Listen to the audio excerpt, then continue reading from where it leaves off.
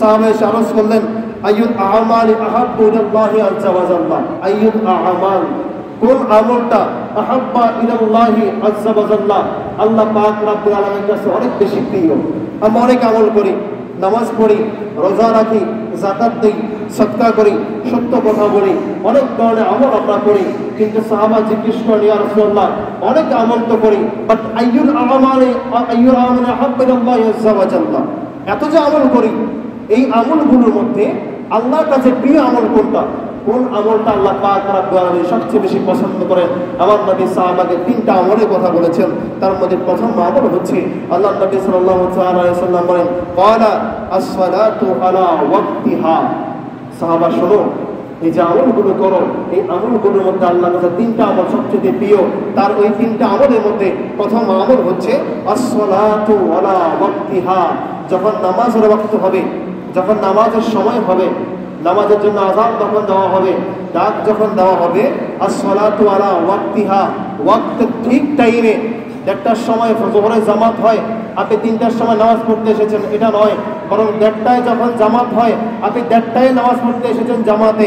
আবার যখন 5টায় আসরে জামাত হয় আপনি 5টায় আসরে জামাতে নামাজ পড়তে এসেছেন।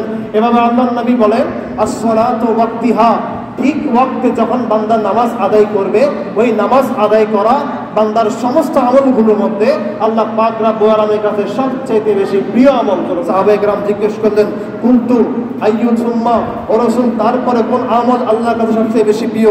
আল্লাহর নবী সাল্লাল্লাহু আলাইহি ওয়াসাল্লাম বলেন, ক্বালা বিরুল ওয়ালিদাইন, তোমার ঘরের মধ্যে যে মা বাবা রয়েছে, যে মা বাবা তোমার ঘরের মধ্যে আছে, ওই মা বাবার প্রতি সৎ ব্যবহার করবা। যদি সৎ ব্যবহার করতে পারো, সৎ ব্যবহার করার মাধ্যমে যেই আমল তুমি অর্জন করবা, এই আমল আল্লাহ পাক রব্বুল আলামিনের কাছে অন্যান্য সমস্ত আমলের চেয়ে সবচেয়ে বেশি মূল্যবান।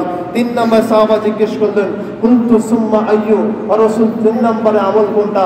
আমার নবী সাল্লাল্লাহু আলাইহি ওয়াসাল্লাম বলেন, সাহাবা 3 নম্বর আমল হচ্ছে ক্বালা সুম্মা আল জিহাদু ফি সাবিলিল্লাহ, ইসলামের জন্য, দ্বীনের জন্য, হকের জন্য, সত্যের জন্য আল্লাহ পাক রব্বুল আলামিনের একটা পথে নিজের জীবনকে উৎসর্গ করে দেওয়া। আল্লাহ নবী 3টা আমলের কথা বলেছেন যেগুলো আল্লাহর কাছে প্রিয়। তার মধ্যে প্রথম আমল হচ্ছে ঠিক ওয়াক্তে নামাজ আদায় করা। ওয়াক্ত নষ্ট করে, ওয়াক্তের গড়িমসি করে নষ্ট করে, অবহেলা করে নামাজ আদায় করা নয়, বরং নামাজের সঠিক ওয়াক্ত যখন, ওই ঠিক ওয়াক্তে নামাজ আদায় করা। 2 নম্বরে মা বাবার প্রতি সৎ ব্যবহার করা, সদাচরণ করা, তাদের হক আদায় করা। এবং 3 নম্বর হচ্ছে ইসলামের জন্য, দ্বীনের জন্য, হকের জন্য, কোরআনের জন্য, সুন্নাহর জন্য আল্লাহর পথে নিজের জীবনকে উৎসর্গ করা। এই 3টা আমল অন্যান্য সমস্ত আমলের চাইতে আল্লাহ রাব্বুল আলামিনের কাছে অনেক অনেক বেশি প্রিয়। জোরে বলি সুবহানাল্লাহ।